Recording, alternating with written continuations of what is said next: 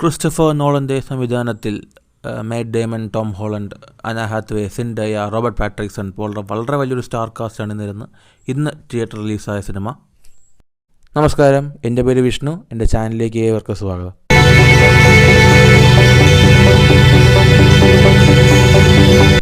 The ഓഡിസേ. ആദ്യം തന്നെ ഓഡിസി എന്ന സിനിമയുടെ റിവ്യൂ അല്ല, എൻ്റെ ഒപ്പീനിയനാണ് ഞാൻ അവിടെ പറയാൻ പോകുന്നത്. നിങ്ങളുടെ അഭിപ്രായങ്ങൾ തീർച്ചയായിട്ടും താഴെ കമൻറ്റ് ബോക്സിൽ രേഖപ്പെടുത്താവുന്നതാണ്. ദ ഓഡിസേ, ഈ ഒരു പടം ക്രിസ്റ്റഫർ നോളൻ അനൗൺസ് ചെയ്ത സമയം തൊട്ട് തന്നെ വളരെ വലിയൊരു ഹൈപ്പ് ഈ സിനിമയ്ക്ക് ഉണ്ടായിരുന്നു. അതിനുശേഷം സിനിമയുടെ കാസ്റ്റിംഗ് നടന്ന സമയത്ത് നിങ്ങൾക്ക് എല്ലാവർക്കും അറിയാം, വളരെ വലിയൊരു വലിയൊരു ആൻറ്റി ക്രിസ്റ്റഫർ നോളൻ തന്നെ നടന്നു എന്ന് പറയേണ്ടി വരും. ആൻഡ് യെസ്, എല്ലാവരും ഈവൻ എലോൺ മസ്കിൻ്റെയൊക്കെ ഒരു ട്വീറ്റൊക്കെ ഉണ്ടായിരുന്നു എന്നെ സംബന്ധിച്ച്. അതിനുശേഷം രണ്ടായിട്ട് തിരിഞ്ഞു ആൾക്കാരെല്ലാം തന്നെ.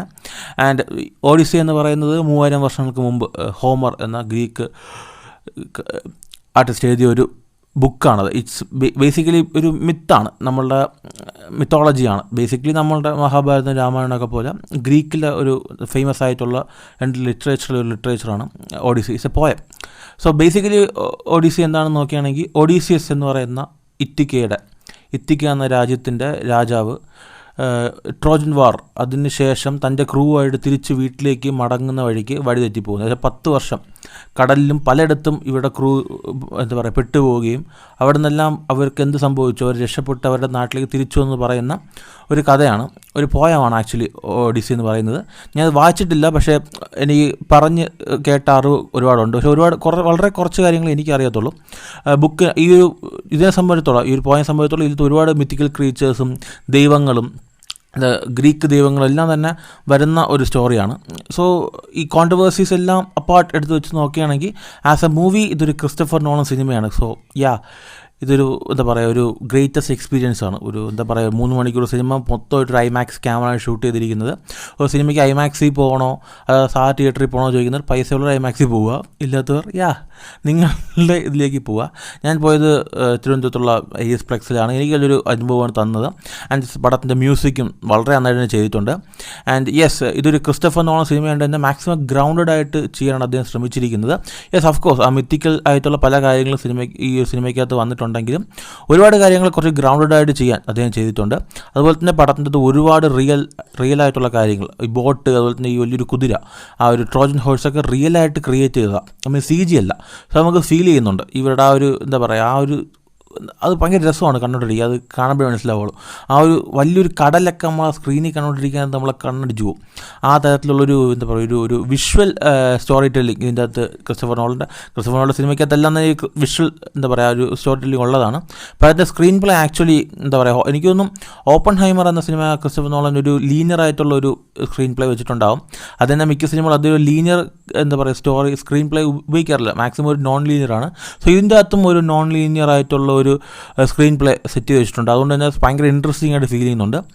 ആൻഡ് ഓഫ് കോഴ്സ് ഈ പടത്തിൽ എടുത്തു പറയേണ്ടത്, ഈ പടം ആക്ച്വലി ഒരുപാട് താരങ്ങളുണ്ടെങ്കിലും ഈ പടത്തിൻ്റെ നായകൻ ഒഡീസിയസ് ആയിട്ട് അഭിനയിച്ചിരിക്കുന്ന മാറ്റ് ഡേമനാണ്. പടത്തിൻ്റെ ഒരു 70% പുള്ളി താങ്ങി നിർത്തിയിരിക്കുന്നതെന്ന് പറയേണ്ടി വരും. ഒരു രക്ഷയില്ലാത്ത പെർഫോമൻസാണ് കാഴ്ചവെച്ചിരിക്കുന്നത്. വന്നവരെല്ലാവരും നല്ലൊരു പെർഫോമൻസ് കാഴ്ചവെച്ചിട്ടുണ്ട്. എസ്പെഷ്യലി ആന ഹാത്വേക്ക് ഒരു രക്ഷയില്ല. ആന ഹാത്വേക്ക് വളരെ കുറച്ച് നേരത്തേക്ക് ആ ഒരു സ്ക്രീൻ പ്രസൻസ് ഉള്ളുവെങ്കിലും അവർ പൊളിച്ചു കളഞ്ഞു.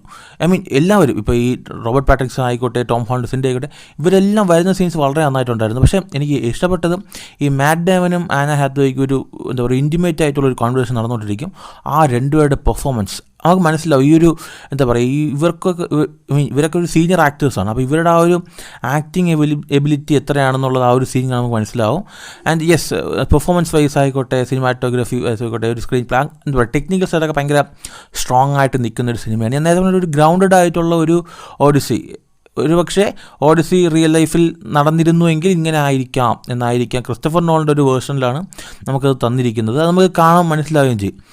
നേരത്തെ ഈ പോയത്തിൻ്റെ അകത്ത് ഒരുപാട് മിത്തിക്കൽ ക്രീച്ചേഴ്സ് അങ്ങനെ ഇതിനകത്ത് ഉണ്ട്. പക്ഷേ ഇത് ദൈവങ്ങളൊന്നും ഇറങ്ങിയാൽ ദൈവങ്ങളുടെ റെഫറൻസൊക്കെ അവിടെ വരുന്നുണ്ട്. ഇത് പറയുന്നതുകൊണ്ട് സ്പോയിലർ ആവില്ല, കാരണം അത് കണ്ടാൽ മാത്രമേ നിങ്ങൾക്ക് ചില കാര്യങ്ങൾ മനസ്സിലാവത്തുള്ളൂ. So go and experience it. പിന്നെ ഇത് ക്രിസ്റ്റഫർ നോളൻ്റെ എക്കാലത്തെ മികച്ച ഒരു സൃഷ്ടിയാണ് എന്നൊന്നും ഞാൻ പറയില്ല. കാരണം യെസ്, ചെയ്തിട്ടുണ്ട്, വളരെ നന്നായിട്ട് തന്നെ എടുത്തുകൊണ്ട് പോയിട്ടുണ്ട്. ആൻഡ് ഓഫ് കോഴ്സ് ആ ഒരു ട്രോജൻ വാർ അതിൻ്റെ ആ ഒരു ക്ലിപ്പിങ്സ് ഒക്കെ കാണിക്കുന്നിടത്ത് വളരെ നന്നായിട്ട് എടുത്തുകൊണ്ട് പോയിട്ടുണ്ട്. ആൻഡ് ബേസിക്കലി ഈ പടം ആ ഒരു എന്താ പറയുക, ഒരു ബേസിക് ഇമോഷൻസ് ഉണ്ട്.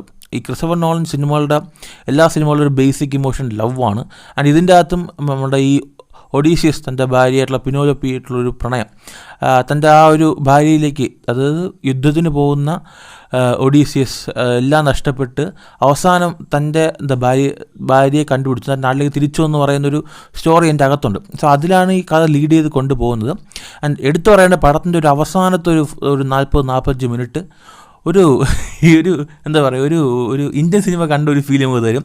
ആ ഒരു സെറ്റിങ്സ് ഭയങ്കര ഒരു അടിപൊളി ഫൈറ്റ് സീൻ, എന്താ പറയുക, ഒരു ഇന്ത്യൻ സിനിമ, ഒരു എന്താ പറയുക, ഒരു കോളിവുഡ്, ഒരു തമിഴ് സിനിമയെ കണ്ടൊരു ഫീൽ നമുക്ക് കിട്ടും. കാരണം എന്താ പറയുക, ഒരു അടി എന്നൊക്കെ പറയില്ലേ, അതൊരു സെറ്റിങ്സ് അതിന് മുമ്പ് സെറ്റ് ചെയ്ത രീതിയൊക്കെ ഭയങ്കര രസമായിരുന്നു. ആ ഒരു ഫൈറ്റ് സീക്വൻസ്, അത് എടുത്തുകൊണ്ട് പോയ രീതി, ആ ഒരു ക്യാരക്ടറിൻ്റെ റിവീലിങ്, അടിപൊളിയായിട്ടുള്ളൊരു സാധനം അവസാനത്ത് ആ ഒരു കുറച്ച് സാധനത്തിൽ വെച്ചിട്ടുണ്ട്. പക്ഷേ എനിക്ക് മനസ്സിലാകാത്ത കാര്യം ഈ ഷോർട്സൊക്കെ എങ്ങനെ ക്രിയേറ്റ് ചെയ്യുന്നതാണ്. കാരണം ഈ ഒരു ക്യാമറ നിങ്ങൾ കണ്ടിട്ടുണ്ടോ, ഏകദേശം അത്ര കിലോ വരും. ഈ സാധനമൊക്കെ എടുത്തു വെച്ച് ഷൂട്ട് ചെയ്യാൻ നടക്കണ കാര്യമില്ല. പക്ഷെ അതെല്ലാം പുൾ ഓഫ് ചെയ്തിട്ടുണ്ട്. സോ ഞാൻ നേരത്തെ പറഞ്ഞ ഐമാക്സിൽ കാണണോ അതോ അല്ലാതെ തിയേറ്ററിൽ കാണുമെന്ന് നോക്കുകയാണെങ്കിൽ പൈസ ഉള്ളവർ ഐമാക്സിൽ പോയി കാണുക, എക്സ്പീരിയൻസ് ചെയ്യുക. പൈസ ഇല്ലാത്തവർ നിങ്ങൾക്ക് കൊണ്ട് പറ്റുന്ന തിയേറ്ററിൽ പോയി കാണുക, എക്സ്പീരിയൻസ് ചെയ്യുക. ഇത് മാത്രമേ എനിക്ക് പറയുള്ളൂ. പേഴ്സണലി എനിക്ക് ഇഷ്ടപ്പെട്ടു. എനിക്ക് ബേസിക്കലി പടത്തിൻ്റെ അകത്ത് തോന്നിയൊരു കാര്യം, സാധാരണ ഈ ഒരു ഏഷ്യൻ്റ് ആയിട്ടുള്ള സിനിമകൾ എടുക്കാൻ നേരത്ത് മാക്സിമം ഡയലോഗ്സൊക്കെ ഒരു ഡ്രമാറ്റിക് ആയിട്ടുള്ളൊരു മൂഡ് സെറ്റ് ചെയ്യാറുണ്ട്. അതിൻ്റെ ആ ഒരു ഇംഗ്ലീഷ് പറയുന്ന രീതിയൊക്കെ കുറച്ച് വ്യത്യസ്തമായിരിക്കും. പക്ഷേ ഇതിൻ്റെ അകത്ത് അങ്ങനെയൊന്നും അല്ലാതെ ഭയങ്കര എന്താ പറയുക, നമ്മളൊക്കെ സംസാരിക്കുമ്പോഴത്തെ ഒരു ലാംഗ്വേജ്, ഒരു ഇംഗ്ലീഷ് ലാംഗ്വേജാണ് ഇതിനകത്ത് വന്നിരിക്കുന്നത്. ഭയങ്കര ഒരു ഏഷ്യൻ്റ് ആയിട്ടുള്ളൊരു ലാംഗ്വേജ് ക്രിയേറ്റ് ചെയ്തിട്ടില്ല. ചിലയിടങ്ങളിൽ കുറച്ച് ഡ്രമാറ്റിക് ആയിക്കൂടെ എന്ന് എനിക്ക് പേഴ്സണലി തോന്നിയിട്ടുണ്ടായിരുന്നു.